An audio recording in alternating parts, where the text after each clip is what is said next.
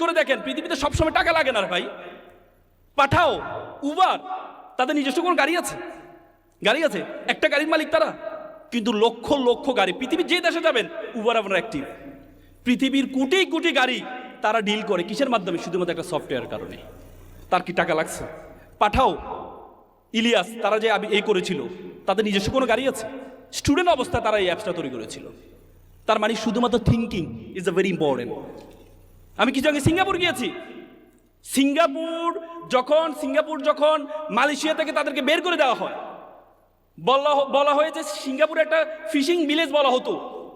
Fishing village মানে সেটাতে মাছ ধরার একটা গ্রাম।